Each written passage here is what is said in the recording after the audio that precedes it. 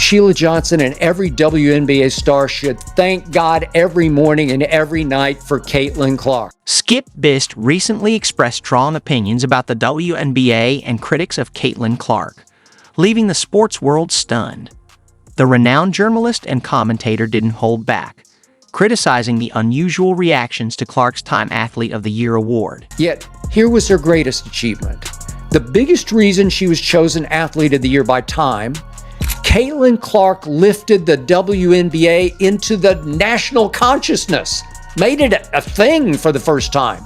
People everywhere were talking about the WNBA in ways they never did before. Here's where it gets intriguing. Once upon a time, Bays was one of Clark's biggest critics. That's right.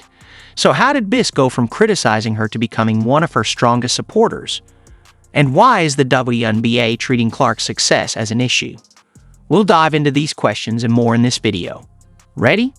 Let's go. That skinny white girl was the best thing that ever happened to the WNBA. She's already the most exciting and entertaining player in the league, the entire league, the one you can't take your eyes off of. Caitlin Clark's rise to Time Magazine's Athlete of the Year for 2024 should have been a moment to celebrate women's basketball. But instead, it ignited a firestorm of controversy that has left the sports world shaken. You think everyone would be applauding this historic achievement, marking the first time a WNBA player has earned this prestigious title. But not everyone saw it that way. Enter Sheila Johnson, co-owner of the Washington Mystics. She came out swinging, criticizing Time's decision in a way that took everyone by surprise. Johnson said she did not agree with Time Magazine making Caitlin Clark the first ever WNBA player to be Athlete of the Year, and with putting Caitlin Clark on the cover. Johnson said the entire WNBA should have been chosen as the League of the Year and that numerous stars should have been put on the cover. Johnson argued that highlighting Clark was a misstep, believing the entire WNBA deserved recognition, not just one player. But she didn't stop there. Johnson further claimed that spotlighting Clark could lead to resentment among other players in the league. She said the WNBA has a long legacy of black stars and that, and I quote, "Something clicked with the WNBA last year because of the draft. It's not just Caitlin Clark, it's Reese," as in, of course, Chicago's Angel Reese. Johnson said, and I quote, "There's so much talent out there that's unrecognized, and I don't think we can pin it on just one player. When you single out one, it creates hard feelings," end of quote. But it gets even more complex. Johnson took it a step further, suggesting there were racial undertones in the situation. She expressed concern for players of color, who she believes are just as talented but haven't received the same recognition. Johnson argued that the media's portrayal of race in sports was exacerbating the issue. Just the structure of the way media plays out race. I'm going to be very honest. I feel really bad because I've seen so many players of color that are equally as talented, and they never got the recognition that they should have. And I think right now, it is time for that to happen. Here's where things get really wild. Johnson's own team, the Mystics, has actually benefited from Clark's popularity. Games featuring Clark's team, the Fever, have seen record attendance. So, Johnson's criticism seems to contradict the very success her team is enjoying, all thanks to Clark's star power. You ready for the ultimate irony about what Sheila Johnson said about Caitlin Clark? Last season, for Caitlin Clark's 2 visits to Washington, the Mystics moved the games from their little home arena, which seats a little under 5,000, to the Wizards Arena, which officially seats 20,356. And thanks to Caitlin Clark, Sheila Johnson's Mystics drew the WNBA's biggest crowd of the year and the WNBA's 3rd biggest crowd of the year. He's not known for pulling punches, and he certainly didn't hold back. So the Mystics went from about 5,000, averaging about 5,000 for all their other home games, to an average of 20,500 for the 2 Caitlin visits. What?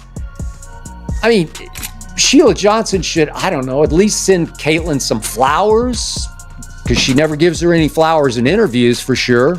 But no way should Caitlin Clark and Caitlin Clark alone be on the cover of Time, or so Sheila indicated, and I say baloney to that. This didn't just disagree with Johnson, he went all in. He argued that Clark's influence on the WNBA's popularity has been nothing short of revolutionary, a stance that sent shockwaves through the basketball community. Now allow me to tell you how I interpret everything Sheila Johnson said about Caitlin Clark.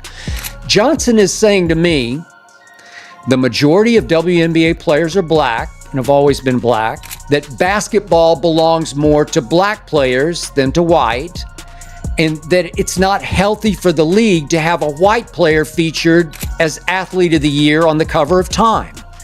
Now, I'm pretty sure if WNBA MVP Asia Wilson had made the cover of Time as Athlete of the Year, Johnson wouldn't have had any problem with. So how did we get here? How did a moment that should have been a triumph for women's basketball turn into this heated debate? And why a Skip Biss, of all people, emerging as Caitlin Clark's most vocal defender? To understand that, we need to take a closer look at Biss's journey from Clark skeptic to her most ardent supporter. Imagine feeling guilty for praising an exceptional athlete. That's exactly the dilemma Skip Biss faced when it came to Caitlin Clark. But what sparked his dramatic change of heart? Known for his bold opinions, Biss initially approached Clark with skepticism. He wasn't sure what to make of this rising star in women's basketball. But as he watched Clark play, something unexpected happened. Biss couldn't deny her talent anymore. And I started watching the WNBA much more closely than I ever had, and I started to think, deep down in my psyche, wait a second, she's really good. But I'll be the first to admit, I felt guilty saying so on TV or on social media. I did not want to look like this red state white guy cheering for this red state white girl. Our country feels split enough racially already. I didn't want to pour gasoline on that fire. The sports commentator found himself in a tough spot. He knew Clark was incredible, but he hesitated to speak up. However, as Clark continued to dominate on the court, he couldn't stay silent any longer. He had a realization that changed everything. Are you ready to hear what Skip has to say? If you've made it this far and are enjoying the video, don't forget to like, subscribe, and turn on all notifications. We appreciate you taking the time to watch. Now, let's get back to the action. She led the league in logo threes made, in part because she surely attempted the most very deep threes. No female player has ever been able to jump shoot from such distance or even tried to. He boldly declared that that skinny white girl was the best thing that ever happened to the WNBA, emphasizing that he saw beyond the racial discussion and fully recognized Clark's transformative impact on the entire league. Caitlin Clark's long-distance threes became the most exciting shot in the WNBA. Her spectacular passes became the most exciting plays in the WNBA. Now, yes, she shattered the WNBA's record for turnovers because she would try to pull off passes that were all but impossible. But at least, I don't know, once or twice a game, sometimes 3 or 4 times a game, she did pull off the near impossible. This perspective shifted dramatically.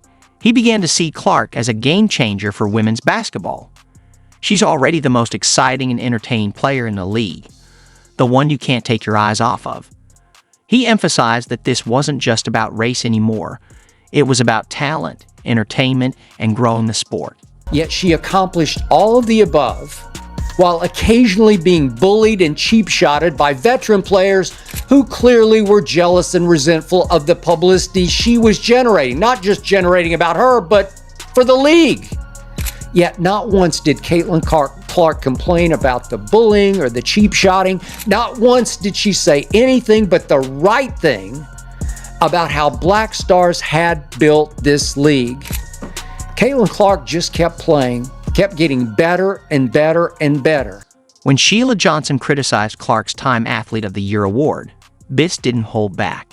He called Johnson's comments outright racist and argued that they implied the WNBA belongs solely to black players. Look, I'm going to be completely honest about this. I thought what Wizards owner Sheila Johnson said about Caitlin Clark came off as racist. Biss saw this as a dangerous path. He stated that such rhetoric could divide the league and hinder its progress, especially at a time when women's basketball was gaining unprecedented attention and popularity. But apparently Sheila Johnson believes the WNBA ultimately belongs only to black stars, that in the end, it's a black sport, and that the face of the league cannot be white. To me, that's flat out racist. To me, the one who is deepening the division of racism that could tear this league apart is Sheila Johnson.